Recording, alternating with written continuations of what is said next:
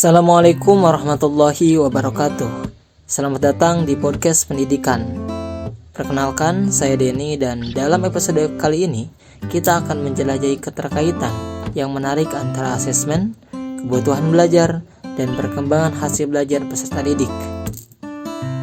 Jadi, apa sebenarnya yang dimaksud dengan asesmen?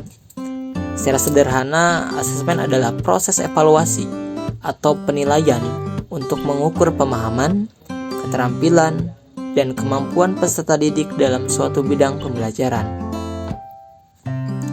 Asesmen mencakup berbagai metode dan teknik yang digunakan oleh guru untuk mengukur tingkat pemahaman peserta didik. Ini tidak hanya terbatas pada pemberian tes atau ujian, tetapi melibatkan pengamatan, penilaian kinerja, penugasan, dan berbagai bentuk evaluasi lainnya.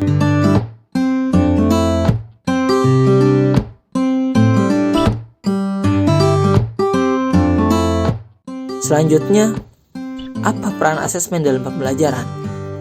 Asesmen bukan hanya tentang memberikan nilai. Sebenarnya, peran asesmen lebih luas daripada itu. Salah satu tujuan utama asesmen adalah memberikan umpan balik yang bermanfaat bagi guru dan peserta didik.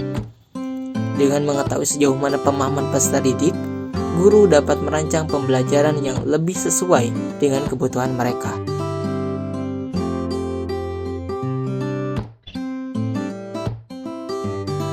Selain itu, asesmen juga berfungsi sebagai alat untuk memantau perkembangan belajar.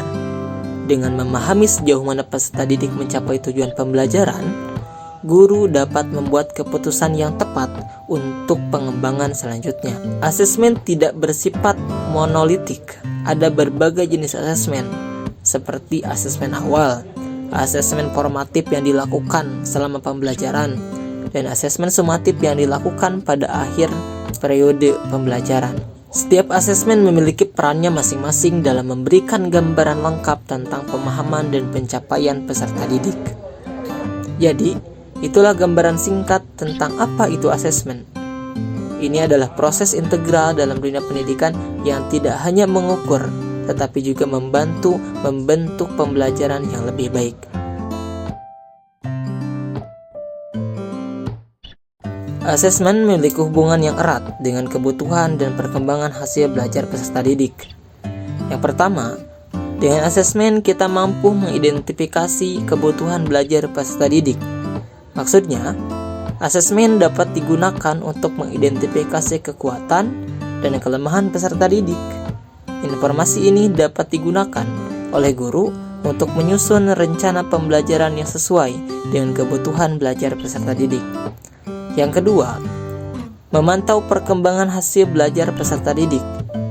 Asesmen dapat dilakukan secara berkala untuk memantau perkembangan hasil belajar peserta didik. Informasi ini dapat digunakan oleh guru untuk mengetahui apakah peserta didik telah mencapai tujuan pembelajaran atau belum. Selanjutnya, memberikan umpan balik kepada peserta didik.